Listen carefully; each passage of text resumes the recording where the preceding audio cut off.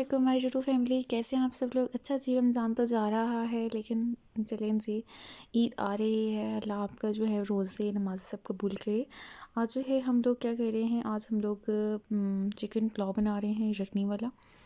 تو یہاں پر میں نے جو ہے وہ چکن لے لیا ہے، ½ kg سے زیادہ چکن ہے میرے پاس۔ اس کے اندر میں نے لہسن، ادرک، پیاز، چھوٹی سی پیاز، باقی سب کھڑے مسالے جو بھی آپ کے پاس ہوتے ہیں وہ، ساتھ میں نمک اور تھوڑی سی میں نے کالی مرچ جو ہے بعد میں شامل کر لی تھی، اور ساتھ میں نے 4 سے 5 گلاس پانی شامل کر دیا یخنی نکالنے۔ آپ اگر زیادہ جو ہے وہ یخنی نکالنا چاہتے ہو تو آپ زیادہ پانی جو ہے وہ شامل کر سکتے ہیں۔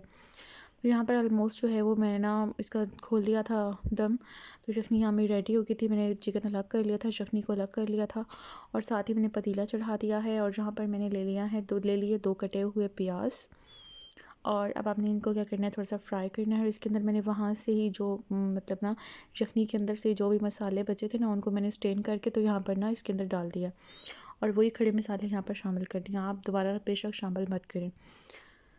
تو یہاں پر جو ہے وہ میں نے چاول لے لیے تھے، ان میں نے نمک ڈال دیا تھا، اور ساتھ میں پانی ڈال کے میں ان کو دھو رہی تھی۔ اب اس میں نمک ڈالنے کی وجہ کیا ہوتی ہے کہ نمک ڈالنے سے آپ کے چاول پھر ٹوٹتے نہیں ہیں جب آپ بناتے ہو۔ سرکہ اور نمک ڈالنے سے آپ کے چاول ٹوٹتے نہیں ہیں۔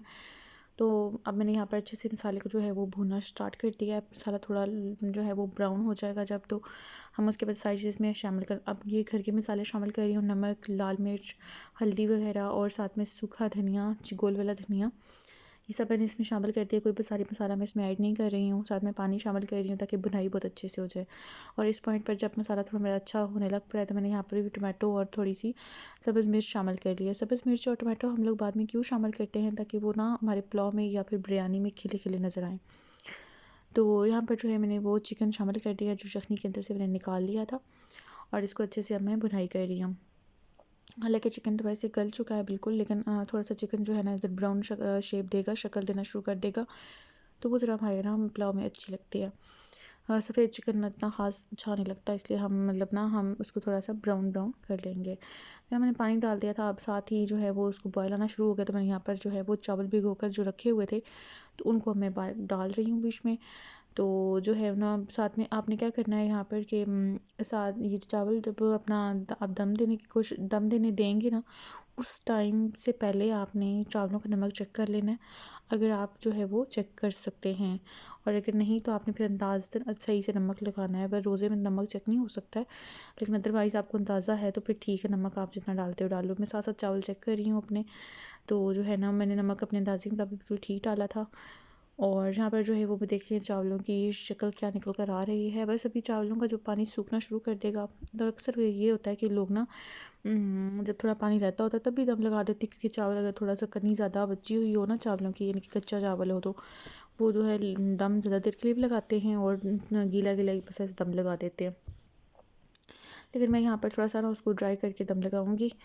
تو یہاں پر میرے چاولوں کا پانی بالکل ڈرائی ہو گیا تھا، دیکھیں سب کچھ کتنا پیارا کھلا کھلا نظر آ رہا ہے۔ دیکھیں آپ اس کی فائنل لک دیکھیے گا، اور یہاں پر جو ہے میں نے اس کو دم لگا دیا جی، یہ دیکھیں۔ اور دم جو ہے وہ میں تو تقریباً 20 سے 25 منٹ کا دم دیتی ہوں تاکہ چاول بہت اچھے سے بن جائے۔ یہاں پر جی ہمارے چاول بن کے ریڈی ہو گئے تھے، اور یہاں پر دیکھیں جی اتنے حسین اور پیارے لگ رہے ہیں، اور اتنے مزے کے یہ چاول بنے تھے میں آپ کو بتا نہیں سکتی ہوں۔ تو اب میں اس کو ڈش آؤٹ کر رہی ہوں۔ آئی ہوپ سو کہ آپ کو میری یہ ویڈیو اچھی لگی ہوگی، آپ کو میری یہ کاوش کچھ پسند آ گئی ہوگی، تو آپ مجھے سبسکرائب کریں گے، میرے چینل کو شیئر کریں گے، اور جو ہے میری بات ضرور مانیں گے، اور میری ویڈیو کو ہر حال میں پورا دیکھا کریں تاکہ ویڈیو کہیں آگے جا سکے۔ تو یہاں پر جی میرے چاول ریڈی ہو گئے تھے، اور چلتی ہوں جی، اب میں پھر آؤں گی۔ اللہ حافظ۔ سبسکرائب کریں، لائک کریں، شیئر کریں، کمنٹ کریں۔ اللہ حافظ۔